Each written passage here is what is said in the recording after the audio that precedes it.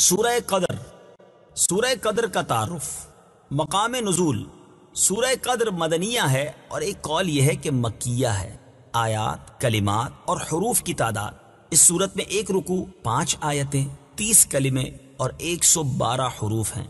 قدر نام رکھنے کی وجہ، قدر کے بہت سے معنی ہیں، البتہ یہاں قدر سے عظمت و شرافت مراد ہے، اور چونکہ اس صورت میں لیلۃ القدر کی شان بیان کی گئی ہے، اس مناسبت سے اسے سورہ قدر کہتے ہیں۔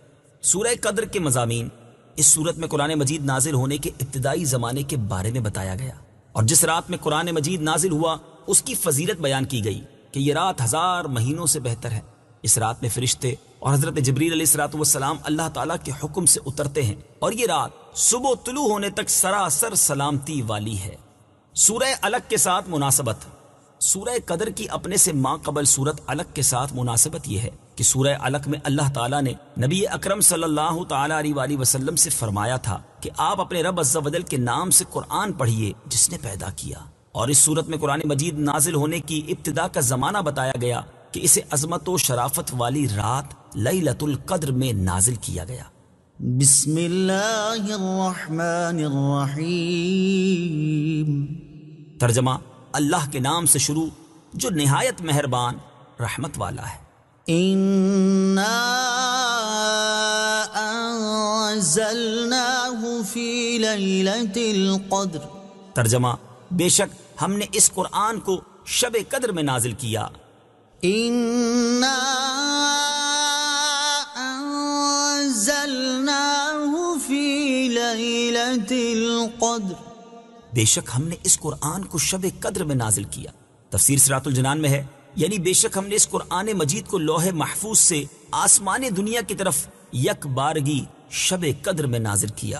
شب قدر کے فضائل، شب قدر شرف و برکت والی رات ہے۔ اس کو شب قدر اس لیے کہتے ہیں کہ اس شب میں سال بھر کے احکام نافذ کیے جاتے ہیں، اور فرشتوں کو سال بھر کے کاموں اور خدمات پر مامور کیا جاتا ہے، اور یہ بھی کہا گیا ہے کہ اس رات کی دیگر راتوں پر شرافت و قدر کے باعث اس کو شب قدر کہتے ہیں، اور یہ بھی منقول ہے کہ چونکہ اس شب میں نیک اعمال مقبول ہوتے ہیں اور بارگاہ الہی میں ان کی قدر کی جاتی ہے، اس لیے اس کو شب قدر کہتے ہیں۔ احادیث میں اس شب کی بہت فضیلتیں وارد ہوئی ہیں، چنانچہ حضرت ابو ہریرہ رضی اللہ تعالی عنہ سے روایت ہے، رسول اللہ صلی اللہ تعالی علیہ وآلہ وسلم نے ارشاد فرمایا، جس نے اس رات میں ایمان اور اخلاص کے ساتھ شب بیداری کر کے عبادت کی تو اللہ تعالیٰ اس کے سابقہ صغیرہ گناہ بخش دیتا ہے۔ اور حضرت انس بن مالک رضی اللہ تعالیٰ عنہ سے روایت ہے، ابن ماجہ کی حدیث ہے کہ رمضان کا مہینہ آیا تو حضور پرنور صلی اللہ تعالی علیہ وآلہ وسلم نے ارشاد فرمایا، بے شک تمہارے پاس یہ مہینہ آیا ہے اور اس میں ایک رات ایسی ہے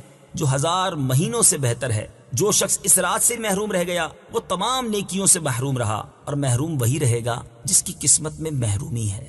لہٰذا ہر مسلمان کو چاہیے کہ وہ یہ رات عبادت میں گزارے اور اس رات میں کثرت سے استغفار کرے، جیسا کہ حضرت عائشہ صدیقہ رضی اللہ تعالی عنہا فرماتی ہیں، ترمذی شریف کی حدیث ہے، میں نے عرض کی، یا رسول اللہ صلی اللہ تعالی علیہ وآلہ وسلم، اگر مجھے معلوم ہو جائے کہ لیلۃ القدر کون سی رات ہے تو اس رات میں میں کیا کہوں؟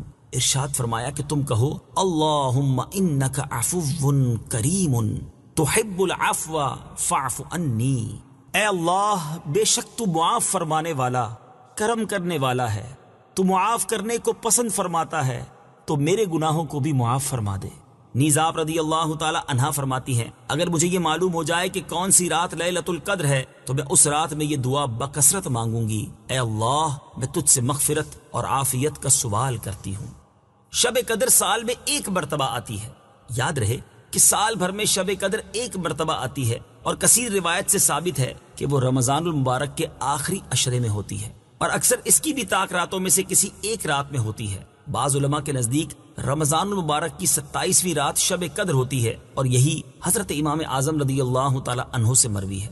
شب قدر کو پوشیدہ رکھے جانے کی وجوہات، امام فخر الدین رازی رحمۃ اللہ تعالی علیہ فرماتے ہیں، اللہ عز و جل نے شب قدر کو چند وجوہ کی بنا پر پوشیدہ رکھا ہے۔ نمبر 1، جس طرح دیگر اشیاء کو پوشیدہ رکھا، مثلا اللہ عز و جل نے اپنی رضا کو اطاعتوں میں پوشیدہ فرمایا تاکہ بندے ہر اطاعت میں رغبت حاصل کریں، اپنے غضب کو گناہوں میں پوشیدہ فرمایا تاکہ ہر گناہ سے بچتے رہیں، اپنے ولی کو لوگوں میں پوشیدہ رکھا تاکہ لوگ سب کی تعظیم کریں، دعا کی قبولیت کو دعاؤں میں پوشیدہ رکھا تاکہ وہ سب دعاؤں میں مبالغہ کریں، اسم اعظم کو اسما میں پوشیدہ رکھا تاکہ وہ سب اسماء کی تعظیم کریں، اور نماز وسطیٰ کو نمازوں میں پوشیدہ رکھا تاکہ تمام نمازوں کی پابندی کریں، توبہ کی قبولیت کو پوشیدہ رکھا تاکہ بندہ توبہ کی تمام اقسام پر ہمیشگی اختیار کرے، اور موت کا وقت پوشیدہ رکھا تاکہ بندہ خوف کھاتا رہے، اسی طرح شب قدر کو بھی پوشیدہ رکھا تاکہ لوگ رمضان کی تمام راتوں کی تعظیم کریں۔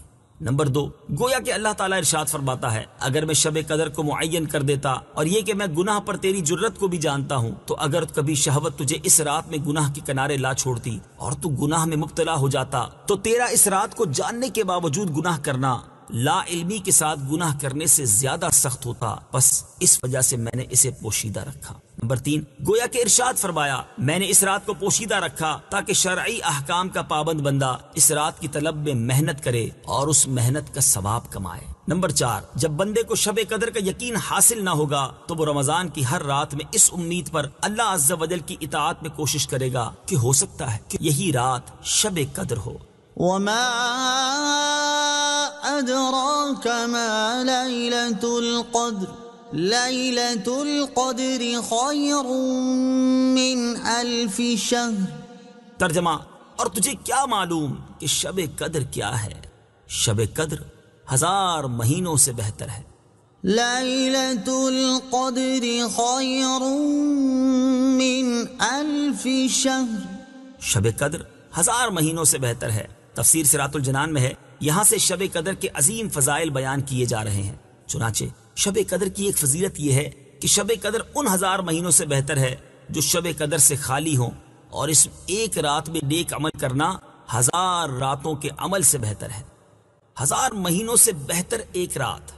حضرت مجاہد رضی اللہ تعالیٰ عنہ سے مروی ہے کہ نبی کریم صلی اللہ تعالیٰ علیہ وآلہ وسلم نے بنی اسرائیل کے ایک شخص کا ذکر فرمایا جس نے 1000 مہینے راہ خدا عز و جل میں جہاد کیا۔ مسلمانوں کو اس سے تعجب ہوا تو اللہ تعالیٰ نے یہ آیات نازل فرمائیں، إنا أنزلناه في ليلة القدر وما أدراك ما ليلة القدر ليلة القدر خير من 1000 شهر۔ ترجمہ، بے شک ہم نے اس قرآن کو شب قدر میں نازل کیا، اور تجھے کیا معلوم کہ شب قدر کیا ہے؟ شب قدر 1000 مہینوں سے بہتر ہے۔ حضرت انس بن مالک رضی اللہ تعالیٰ عنہ سے روایت ہے، رسول کریم صلی اللہ تعالیٰ علیہ وسلم نے ارشاد فرمایا اللہ تعالیٰ نے میری امت کو شب قدر کا تحفہ عطا فرمایا، اور ان سے پہلے اور کسی کو یہ رات عطا نہیں فرمائی۔ مفتی نعیم الدین مراد آبادی علیہ رحمت اللہ الہادی فرماتے ہیں یہ اللہ تعالیٰ کا اپنے حبیب صلی اللہ تعالیٰ علیہ وآلہ وسلم پر کرم ہے کہ آپ کے امتی شب قدر کی ایک رات عبادت کریں تو ان کا ثواب پچھلی امت کے 1000 ماہ عبادت کرنے والوں سے زیادہ ہو۔ اور مفتی احمد یار خان نعیمی رحمت اللہ تعالیٰ علیہ فرماتے ہیں اس آیت سے 2 فائدے حاصل ہوئے۔ ایک یہ کہ بزرگ چیزوں سے نسبت بڑی ہی مفید ہے کہ شب قدر کی یہ فضیلت قرآن کی نسبت سے ہے۔ اصحاب کہف کے کتے کو ان بزرگوں سے منسوب ہو کر دائمی زندگی عزت نصیب ہوئی۔ دوسرا یہ کہ تمام آسمانی کتابوں سے قرآن شریف افضل ہے کیونکہ تورات و انجیل کی تاریخ نزول کو یہ عظمت نہ ملی۔ تنزل الملائكة والروح فيها بإذن ربهم من كل أمر سلام هي حتى مطلع الفجر۔ ترجمہ، اس رات میں فرشتے اور جبرائیل اپنے رب کے حکم سے ہر کام کے لیے اترتے ہیں۔ یہ رات صبح طلوع ہونے تک سلامتی ہے۔ تنزل الملائكة والروح فيها، اس میں فرشتے اور جبرائیل اترتے ہیں۔ تفسیر صراط الجنان میں ہے شب قدر کی دوسری فضیلت یہ ہے کہ اس رات میں فرشتے اور حضرت جبرائیل علیہ السلام اپنے رب عز و جل کے حکم سے ہر اس کام کے لیے جو اللہ نے اس سال کے لیے مقرر فرمایا ہے آسمان سے زمین کی طرف اترتے ہیں، اور جو بندہ کھڑا یا بیٹھا اللہ تعالیٰ کی یاد میں مشغول ہوتا ہے اسے سلام کرتے ہیں اور اس کے حق میں دعا و استغفار کرتے ہیں۔ اور حضرت انس رضی اللہ تعالیٰ عنہ سے روایت ہے رسول اللہ صلی اللہ تعالیٰ علیہ وآلہ وسلم نے ارشاد فرمایا جب شب قدر ہوتی ہے تو حضرت جبرائیل فرشتوں کی جماعت میں اترتے ہیں اور ہر اس کھڑے بیٹھے بندے کو دعائیں دیتے ہیں جو اللہ تعالیٰ کا ذکر کر رہا ہو۔ سلام هي حتى مطلع الفجر. یہ رات صبح طلوع ہونے تک سلامتی ہے. تفسیر صراط الجنان میں ہے شب قدر کی تیسری فضیلت یہ ہے کہ یہ رات صبح طلوع ہونے تک سراسر بلاؤں اور آفتوں سے سلامتی والی ہے. صدق اللہ العظیم.